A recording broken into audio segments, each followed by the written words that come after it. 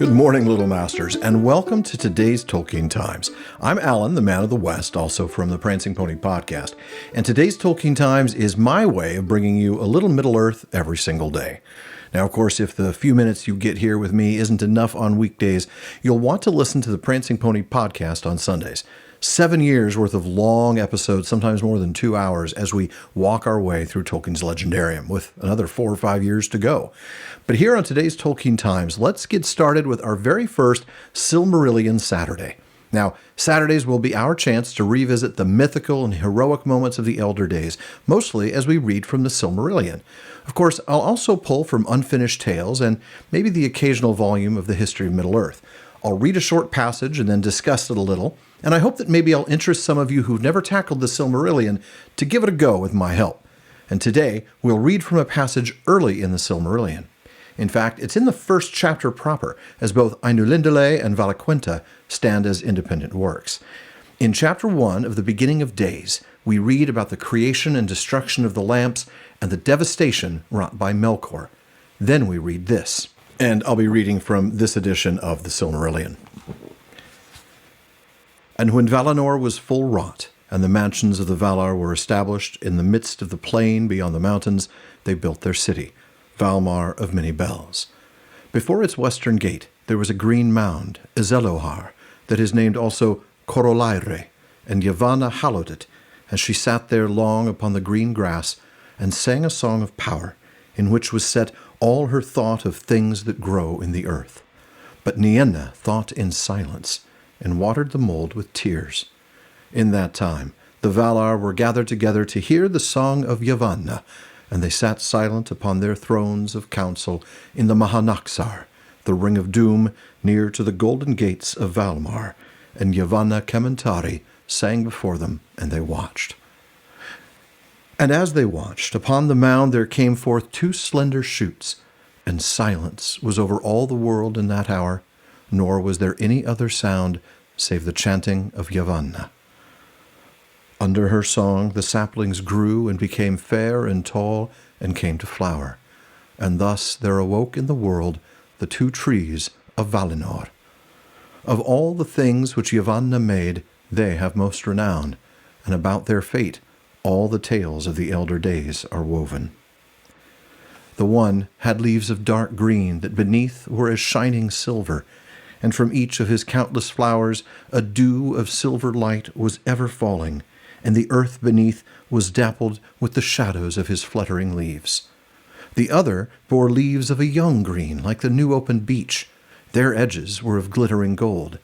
Flowers swung upon her branches in clusters of yellow flame, formed each to a glowing horn that spilled a golden rain upon the ground. And from the blossom of that tree there came forth warmth and a great light.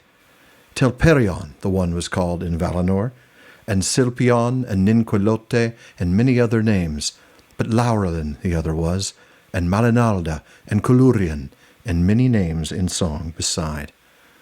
In 7 hours the glory of each tree waxed to full and waned again to naught, and each awoke once more to life an hour before the other ceased to shine. Thus in Valinor twice every day there came a gentle hour of softer light, when both trees were faint, and their gold and silver beams were mingled.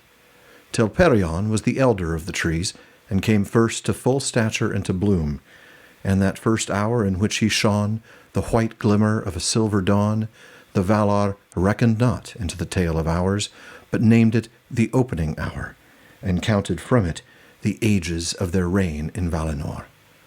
Therefore, at the 6th hour of the first day, and of all the joyful days thereafter until the darkening of Valinor, Telperion ceased his time of flower, and at the 12th hour Laurelin her blossoming.